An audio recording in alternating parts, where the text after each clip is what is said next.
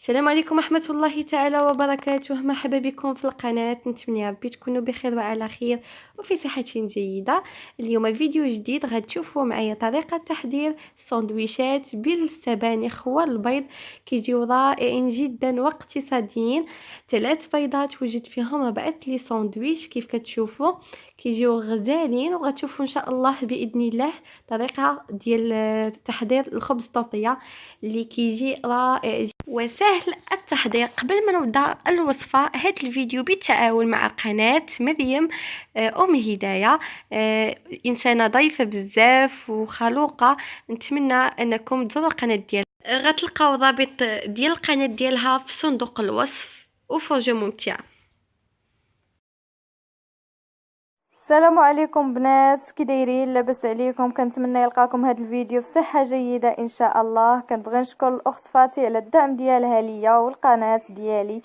معكم مريم من مطبخ مريم ام هدايه. القناه ديالي كتهتم بالمراه بكل ما يخص المراه من جمال الى المطبخ. كندير فلوقات وروتينات. كنتمنى تزوروا القناه ديالي وتشتركوا فيها وتفعلوا الجرس باش يوصلكم كل شيء جديد. غادي تلقاو الرابط القناه ديالي في صندوق الوصف عند الاخت فاتي. وهادو بعض الوصفات ديالي المعتمده عندي والناجحه 100% اللي غنشاركها معكم ان شاء الله في القناه ديالي. كنتمنى انكم ما تبخلوش عليا بالزياره ديالكم، وكنعاود نشكر الاخت فاتي بزاف على الدعم ديالها ليا. ومع السلامه. بسم الله. بسم الله. بالنسبه للطريقه ديال تحضير الخبز طوطيه او خبز بانيني، ناخذ هنا 500 غرام ديال الدقيق الابيض، ما يعادل نصف كيلو. كناخذ الحليب الدافئ على حسب الخليط. كناخذ ربع كاس فقط ديال الزيت، وكناخذ ملح وخميره الكيماويه. هادو هما العناصر. دابا نمشيو الى طريقه التحضير. بالنسبه لطريقه التحضير، كناخذ الدقيق، كنضيف ليه القليل من الملح، وكنضيف ايضا خميره الكيماويه. ما كنضيفش نهائيا خميره الخبز، كنضيف خميره كيماويه فقط. كنخلط النواشف هما الاولين حتى كينسجموا مع بعضياتهم بهذا الشكل.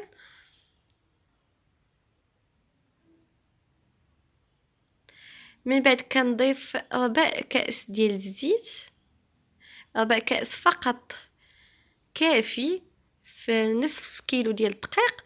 وكنخلطو مزيان حتى يدخل لينا داك الزيت مع الدقيق بهذا الشكل. بعد ما نحسو بلي الزيت دخل مع الدقيق، كنجمعوه بالحليب اللي كيكون دافي. يعني طريقه بسيطه جدا ويمكن لكم تستغناو على الحليب.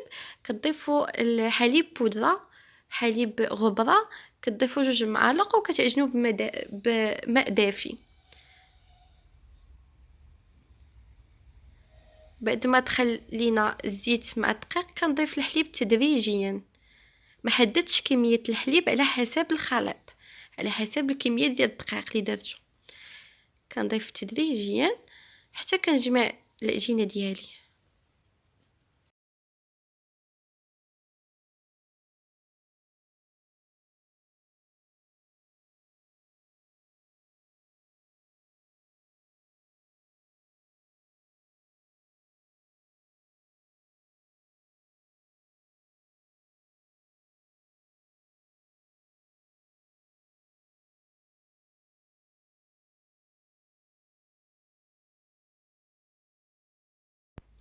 هذه هي العجينه. بعد ما جمعتها كنحصل على العجينه متماسكه رطبه، وخاصه ضروري تكون عجينه اللي قاصحه شاده في راسها. وكنشكلها مباشره، كنشكلها على شكل كويرات. وبالنسبه هاد الكميه نص كيلو خرجت ليا 8 كويرات صغار متوسط.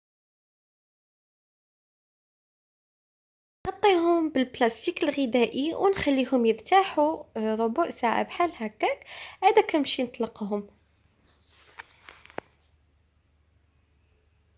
كناخذ ثاني الدقيق من الفوق وصافي، وكندلك بهذا الشكل، كندلك من الجهه الاخرى.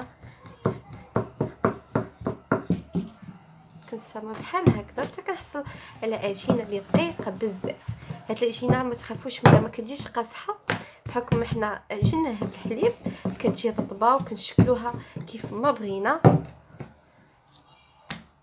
خاصنا نستمر في هاد العمليه هذه، خاصنا ندلكوا العجينه مزيان حتى كنحصلوا على سمك اللي كيكون رقيق بزاف. العجينه كتكون رقيقه، هذا هو السر باش كيجي لينا الخبز طاطيه، كيجي مقرمش، كيجي رائع جدا. وما تخافوش منه كيف ما قلت لكم انه ما غاديش يجيكم قاصح حيت عجناه بالحليب، كيجي خبز رائع جدا. نتمنى انكم تجربوا هذه الطريقه هذه وردوا لي الخبر. كنستمر بهذه العمليه هذه حتى كنكمل كاع الكميه اللي عندي بنفس الطريقه. وضروري ما نرشوا سطح العمل بالدقيق باش ما تلصقش لينا العجينه في سطح العمل او تلصق لينا مع المدلك. ضروري نرشوا بالدقيق. وكنستمر بهذه العمليه حتى كنكمل الكميه كامله اللي عندي ومباشره كنمشي نطيبهم. كنوضع الخبز على نار اللي تكون متوسطه، ويفوا كيبانوا لنا هاد الفقاعات كيف كتشوفوا كنقلبوا الخبز ديالنا، ما كنخليوش حتى يتحمر بزاف، في ساعه هو كيطيب. كنستمر بحال هكا كل مره كنقلب حتى كيطيب غير شويه، حيت اصلا كيكمل الطياب ديالو في الاله البانيني دغيا كيوجد، ما كياخذش لينا الوقت.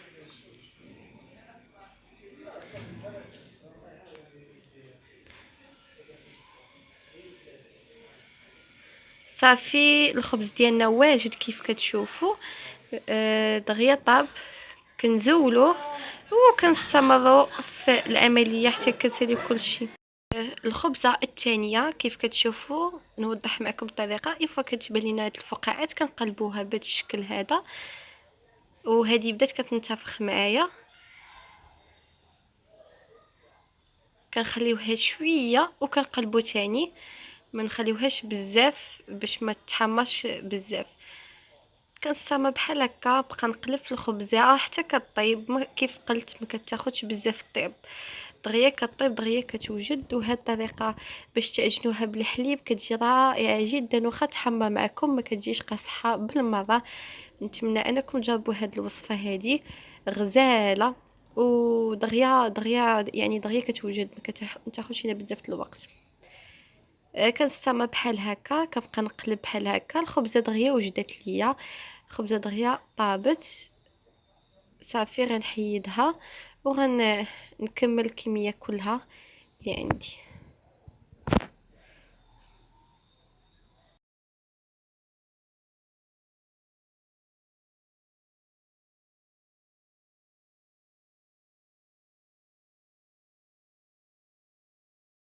ثالث الطياب ديال الخبز التورتيلا او خبز البانيني.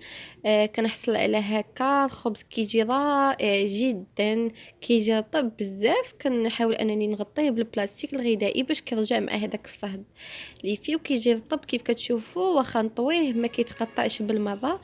هذا الخبز هو المعتمد عندي، ديما كنديرو. كيجي رائع جدا غزال، واخا تنيوه وكتشكلوه كيف ما بغيتو في ساعه كيتشكل. ونخليكم مع طريقة تحضير الحشوة اللي فيها البيض والسبانخ. كتجي الحشوة رائعة جدا. نخليكم مع الطريقة ديال التحضير. لهذه كنحتاجو فيها 4 البيضات، 3 البيضات عفوا، وفرماج شيدر محكوك، وسبانخ اللي خرجتهم من المجمد بعد ما غسلتهم وقطعتهم رقيق شويه، والقزبر والمعدنوس خرجتهم من المجمد. وهنا درت واحد الدرس ديال الثومه، شويه الكمون وشويه البزار والملحه. نمشيو للطريقه ديال التحضير. بيض نفرغوه،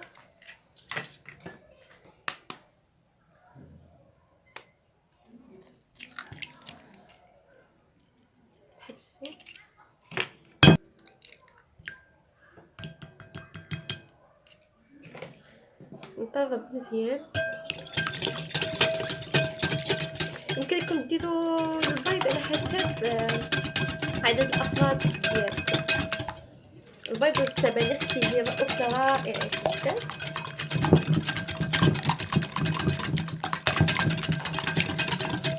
هاد الأكلة نضيف الثوم مع الملحة والكمون.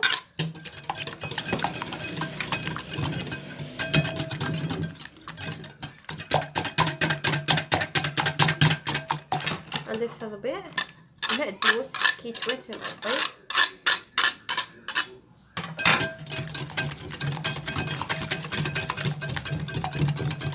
وغنضيف الزيبينار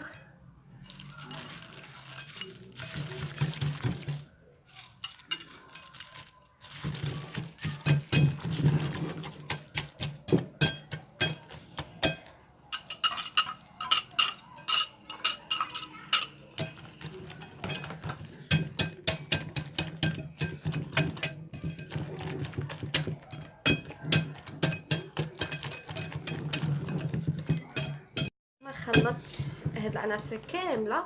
وغنعطيكم السر باش يجيكم البيض منفوخ وما كيهبطش. غنديروا معاه الخميره الكيماويه. هادو من اسرار البيض باش كيجي منفوخ وما كيهبطش لينا كيف كيجينا في المطاعم.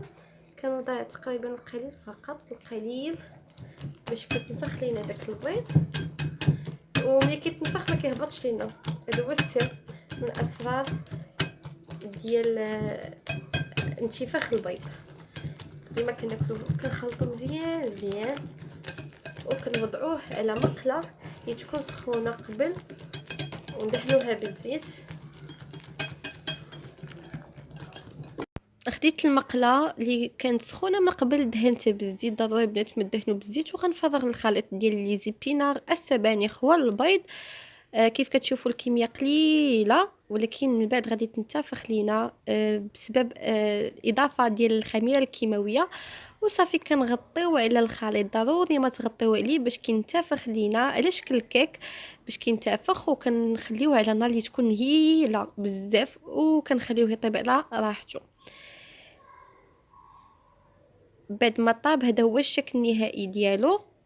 كيف كتشوفوا كيجي الشربات كيجي منفوخ بزاف، كيجي طيب.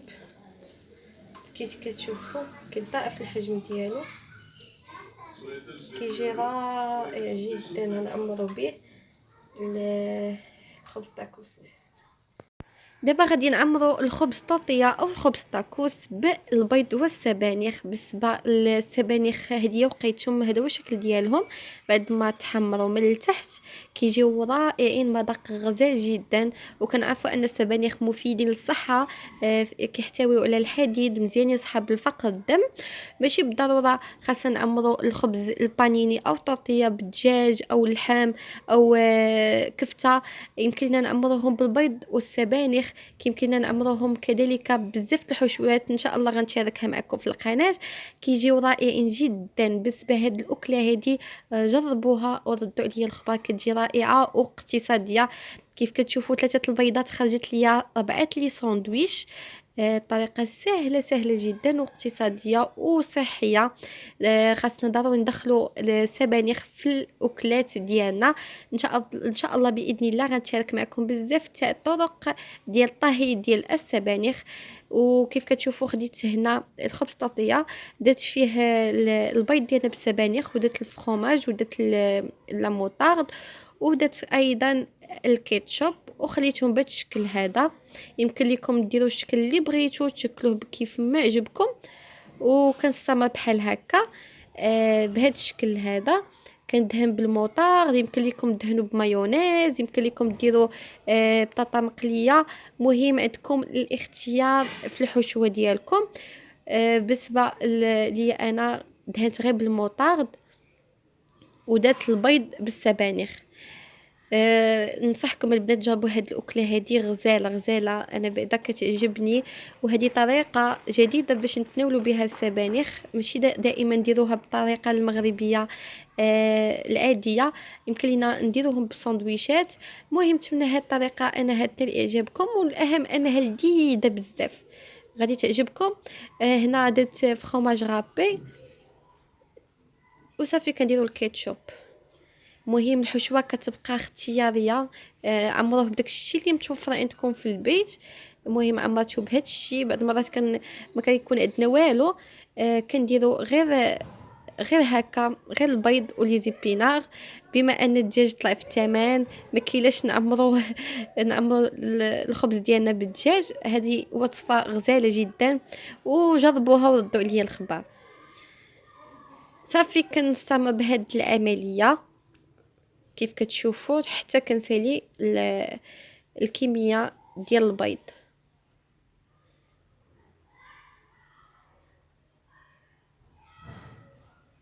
يمكن لكم تستغناو على فرomاج غابي بفرomاج شيدار، يمكن لكم تستعملوا فرomاج موتزاريلا، المهم يمكن لكم ديروا فرomاج عادي. مهم كيبقى لكم الاختيار على حسب اللي متوفر عندكم. صافي من بعد ما شكلتهم بحال هكا غنوضعهم في الاله ديال البانيني اللي كتكون سخونه من قبل، كنخليهم يتحمروا تما في الاله، ونخليكم مع بعد ما سخنت الاله البانيني حطيت الخبز ديالي وخليته تقريبا واحد 3 دقائق بحال هكاك. كيف كنشوفوا راهما خداو الشكل، انا غنخليهم مازال شويه. هذا هو الشكل النهائي ديال الساندويتش ديالنا او البانيني ديالنا، كيجي بهذا الشكل هذا. قطعت معكم وحده كيجي مألك بداك الفرomاج، كتجي حشوه جد رائعه. جربوها وكتبوا لي في التعاليق، اللي جربها يكتب لي في التعاليق. نتمنى يا ربي انكم تعجبكم الوصفه وتجربوها في البيوت ديالكم وبصحه وراحه. وما تنسوش الناس اللي كيشوفوا القناه ديالي اول مره انكم تشتركوا في القناه وتضغطوا على الجرس باش يوصلكم كل جديد. وما تنسوش اللايكات ديالكم، دعموني بلي لايك. كنشكركم كاملين على تعاليقكم الزوينه. نتمنى هاد الوصفه هذه اللي وصفه صحيه واقتصاديه انكم تجربوها في البيوت ديالكم وبصحه وراحه. الى فيديو قادم ان شاء الله.